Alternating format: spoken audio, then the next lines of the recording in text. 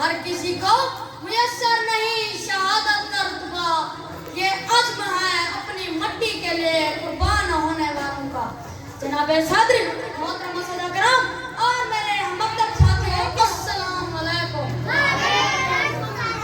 जनाब सदर, पाकिस्तान हमारा प्यारा मुल्क है। इसको हासिल करने के लिए हमने बड़ी कुर्बानी दी, इसलिए इसके दिन बड़े जश्न खुराक से मनाते हैं। अल्लाह ताला मेहनत का फल जरूर देता है। मेरे सगीर के मुसलमानों ने मेरे गुलामी से निजात हासिल करने के लिए बहुत सी कुर्बानी दी। आखिरकार 14 अगस्त 1947 को मुसलमान हिंद को रब्बे करीम ने पाकिस्तान जैसे अजीम नवाज से नवाजा।